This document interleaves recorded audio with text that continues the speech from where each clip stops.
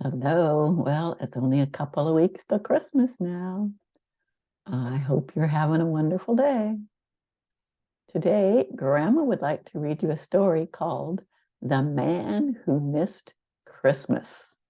It was by Edgar Park. It was Christmas Eve, and as usual, George Mason was the last to leave the office. He walked over to a massive safe, spun the dials, swung the heavy door open. Making sure the door would not close behind him, he stepped inside.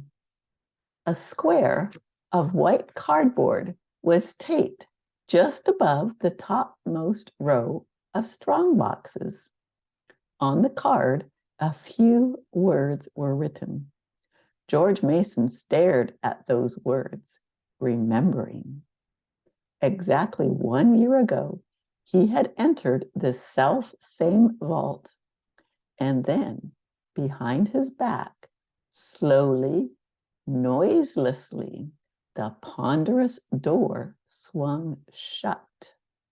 He was trapped, entombed in the sudden and terrifying dark. He hurled himself at the unyielding door, his hoarse cry sounding like an explosion. Through his mind flashed all the stories he had heard of men found suffocated in time vaults. No time clock controlled this mechanism. The safe would remain locked until it was opened from the outside tomorrow morning. Then realization hit him. No one would come tomorrow. Tomorrow was Christmas. Once more, he flung himself at the door, shouting wildly until he sank on his knees, exhausted. Silence came, high-pitched singing silence that seemed deafening. More than 36 hours would pass before anyone came. 36 hours in a steel box, 3 feet wide, 8 feet long, 7 feet high. Would the oxygen last? Perspiring and breathing heavily, he felt his way around the floor. Then, the far right-hand corner, just above the floor, he found a small, circular opening. Quickly, he thrust his finger into it and felt, faint but unmistakable, a cool current of air. The tension relief was so sudden that he burst into tears. But at last he sat up. Surely he would not have to stay trapped for the full 36 hours. Somebody would miss him. But who? He was married, unmarried, and lived alone. The maid who cleaned his apartment was just a servant, and he had always treated her as such. He had been invited to spend Christmas Eve with his brother's family, but the children got on his nerves and expected presents. Imagine that, children expecting presents. At least he wasn't going to suffocate. A friend had asked him to go to a home for elderly people on Christmas Day and play the piano. George Mason was a good musician, but he had made some excuse or other. He had intended to sit at home, listening to some new recordings he was giving to himself. George Mason dug his nails into the palms of his hands until the pain balanced the misery in his mind. Nobody would come and let him out. Nobody. Miserably, the whole of Christmas Day went by, and the succeeding night. On the morning after Christmas, the head clerk came into the office as usual and opened the safe and then went into his private office. No one saw George Mason stagger out into the corridor, run to the water cooler, and drink great gulps of water. No one paid any attention to him as he left and took a taxi home. He didn't know he'd been there the whole time.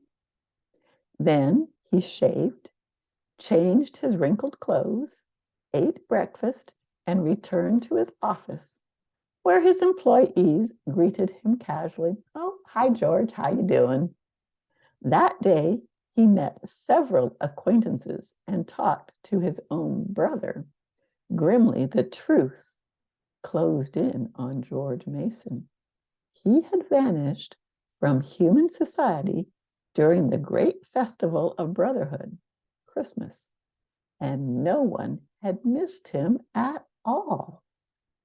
Reluctantly, George Mason began to think about the true meaning of Christmas. Was it possible that he had been blind all these years with selfishness, indifference, pride? Was not giving, after all, the essence of Christmas because it marked the time God gave his Son to the world?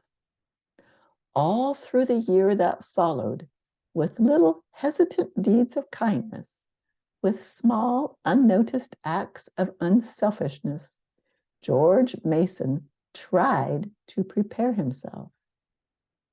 Now, once more, it was Christmas Eve.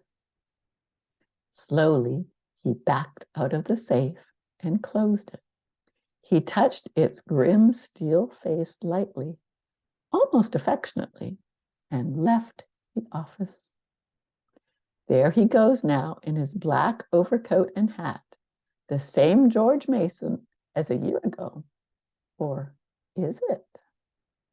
He walks a few blocks, then flags a taxi, anxious not to be late. His nephews are expecting him to help him trim the tree. Afterwards, he is taking his brother and sister-in-law to a Christmas party. Why is he so happy?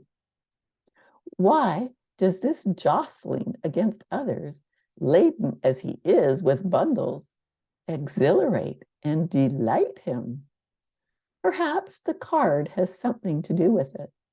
The card he taped inside his office safe last New Year's Day.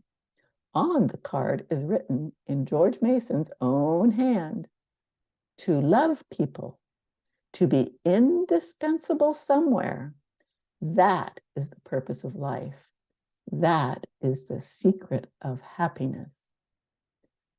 So it's kind of very like the Scrooge story and the Christmas Carol from Dickens, that we learn that the most important thing in life is to serve others, to be indispensable, as he said, to others somewhere.